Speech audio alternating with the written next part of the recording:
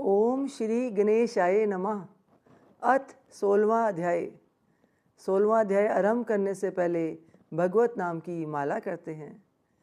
श्रीमन नारायण नारायण हरि हरि, भजमन नारायण नारायण हरि हरि। तेरी लीला सबसे न्यारी न्यारी, हरि हरि। श्रीमन नारायण नारायण हरि हरि। अथ 16वां अध्याय। नारद जी कहने लगे कि हे राजन, अब मैं भगवान के मंदिर में दीपदान तथा मार्जन अर्थात झाड़ू लगाने का महात्म्य सुनाता हूँ, जो किसी समय मुझे ब्रह्म जी ने बताया था।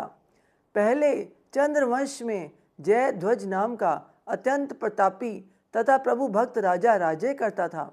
वह नित्य प्रति भगवान के मंदिर में जाकर स्वयं मार्जन करता तथा दीप जलाता था। एक दिन वितिहोत्र नामक राजपुरोहित स्वयं राजा को यह क्रिया करते हुए देखकर विस्मय से पूछने लगा कि हे राजन, भगवान को प्रसन्न करने के लिए और भी अनेक भक्ति युक्त कार्य हैं, फिर मंदिर में मार्जन तथा दीप जलाने में आपकी इतनी अधिक श्रद्धा का क्या कारण है?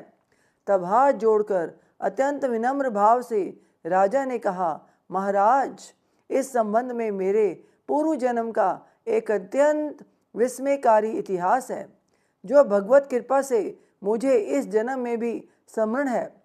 सतयुग के स्वरोचिष मनवतर में वेद वेदांगों का जानने वाला एक ब्राह्मण था, जो अत्यंत विद्वान होने पर भी खोटे कर्मों में लिप्त रहता था। इन खोटे कर्मों के कारण उसके बंधु बांधवों ने उसका परित्याग कर दिया था। एक दिन भूख प्यास से अत्यंत दुखित हो वह घूमता फिरता नर्मदा नदी के तट पर जा पहुंचा और वहीं पर उसने अपने प्राण त्याग दिए। उसकी स्त्री भी व्याभिचारिणी थी, अतएव उसके बंधुओं ने उसे भी घर से निकाल दिया। उसी के गर्भ से अत्यंत पापी मैं उत्पन्न हुआ। उस जन्म में मेरा नाम दंड केतु था। स्त्री तथा द्रव्य के लिए मैंने गऊ, पशु तथा अनेक मनुष्यों की हत्याएं की। एक रात्रि को किसी दूसरे की स्त्री से भोग करने की इच्छा से एक सूने दिवाले मंदिर में गया। वहां जाकर वस्त्र से स्थान साफ किया, फिर दीपक जलाया। इतने में ही इस सूने मंदिर में दीपक जलता देख ग्राम रक्षक वहां आ गए और मुझे चोर या डाकू समझकर उन्होंने लाठियों से प्रहार किया, जिससे मेरी मृत्यु हो गई। प्राण निकलते ही भगवान के दूत वहां आ गए और मुझे सुंदर विमान में बिठाकर बैकुंठ को ले गए। कार्तिक के महीने में भगवान के मंदिर में झाड़ू लगाने तथा दीपक जलाने से मुझे इतना फल मिला कि कोई कल्प तक स्वर्ग में सुख भोग। अब मैंने चंद्रवंश में जन्म लिया है। यदि श्रद्धा भक्ति पूर्वक यही क्रिया कार्तिक के महीने में की जाए तो उसके पुण्य का कहना ही क्या है, अर्थात अनंत फल प्राप्त होता है। नारद जी कहने लगे, हे राजा पृथु, अब दूसरे के दीपक जलाने का महात्म्य सुनो। मनु के वंश में रैवत नामक राजा का भद्र बुद्धि नाम वाला पुत्र था। फिर उसके यहाँ सुदर्शन नाम का अत्यंत पराक्रमी पुत्र उत्पन्न हुआ। भद्र बुद्धि की राजधानी नर्मदा के तट के समीप महेंद्र पर्वत पर थी। एक बार शिकार खेलने के लिए सुदर्शन अपने साथियों के साथ वन में गया। घूमते फिरते हुए उसने नदी के उस पार एक सुंदर कन्या को देखा, तो साथियों को वहीं छोड़ घोड़े पर सवार हो तत्काल नदी के उस पार जा पहुंचा। वहां उस रूपवती कन्या को देखकर सुदर्शन उस पर मोहित हो गया। कन्या भी शोभा से युक्त उस बलशाली वीर पुरुष को देखकर लज्जा को प्राप्त हुई। तत्पश्चात सुदर्शन के पूछने पर उस कन्या ने बतलाया कि वह गौड़ राजा की पुत्री है और उसका नाम मदना लसा है। अपनी सखियों के साथ क्रीड़ा करने के लिए वह यहाँ पर आई है। इसके बाद स्वेच्छापूर्वक उन दोनों ने गंधर्व रीति से वहीं पर अपना विवाह कर लिया और कुछ समय तक वहीं नर्मदा नदी के तट पर विहार करते रहे। फिर अपने घर पर आकर आनंद पूर्वक रहने लगे।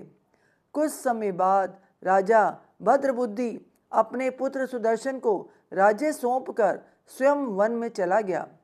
सुदर्शन बड़ी कुशलतापूर्वक राजकाज चलाने लगा। रानी मदनालसा सदा अपने पत्नी को विष्णु भगवान की पूजा का उपदेश करती रहती थी। इस प्रकार राजा रानी दोनों ही भगवान के अनन्य भक्त बन गए। उन्होंने भगवान का एक स्वर्ण मंदिर बनवाया। दोनों ही उसमें भगवान का पूजन व दीपदान किया करते थे। एक दिन रानी मंदिर में दीप जला रही थी कि उसी समय राजा ने उसे बुलाया, परंतु दीपक जलाकर आने में रानी को कुछ देर लग गई। इस पर राजा सुदर्शन ने क्रोधावेश में आकर रानी से कहा, तुम तो कहती थी कि पति ही स्त्री का देवता है, फिर दीपदान में इतनी देर लगाकर तुमने मेरा अनादर क्यों किया? यदि देरी का कोई अन्य गुप्त कारण हो तो कहो। तब सती साध्वी मदनालसा अत्यंत स्नेहपूर्वक वचनों से बोली, हे महाराज, मैं दीपदान का महत्व आपको बताती हूँ। अब आप ध्यान पूर्वक मेरा चरित्र सुनिए। पिछले जन्म में अन्न ग्रहण करने वाली मैं चूहिया थी। एक दिन गोदावरी के तट पर भगवान के मंदिर में रात्रि को जलता हुआ दीपक बत्ती छोटी होने से बुझने लगा। मैंने बत्ती को लोभ से पकड़कर उठाया। उस समय दीपक तो जल गया, साथ ही मेरा मुंह भी जल गया। इससे मैं मृत्यु को प्राप्त हुई। परंतु क्योंकि रात के समय भगवान का दीपक प्रज्वलित कर दिया था, इस कारण मैंने ऐसा सुंदर रूप पाया और आपकी रानी बनी। यदि कोई श्रद्धापूर्वक भगवान के मंदिर में दीप दान करता है तो उसके फल का कहना ही क्या है। अपनी रानी के मुख से यह वचन सुनकर राजा सुदर्शन ने आजीवन कार्तिक मास का व्रत करके भगवान के मंदिर में दीप दान किया और अंत में वैकुंठ को प्राप्त हुआ। इति श्री 16वां अध्याय। ओम तत्सत। भजमन नारायण नारायण हरि हरि, श्रीमन नारायण नारायण हरि हरि। तेरी लीला सबसे न्यारी न्यारी, हरि हरि। भजमन नारायण नारायण हरि हरि। ओम नमो भगवते वासुदेवाय, ओम नमो भगवते वासुदेवाय, ओम नमो भगवते वासुदेवाय। बोल सांचे दरबार की जय। जयकारा शेरा वाली दा। बोल सांचे दरबार की जय। जयकारे वाले नु मिठिया मुरादा। बोल सांचे दरबार की जय। हे ईश्वर, आपकी बच्चे से आपकी पूजा अर्चना करने में, कथा का उच्चारण करने में कोई भूल चूक होगी हो तो मुझे क्षमा कीजिए। अपना आशीर्वाद भरा हाथ हमेशा हम सब पे बनाए रखिए। अपनी दया दृष्टि बनाए रखिए। बोल सांचे दरबार की जय। जय माता दी, जय माता दी।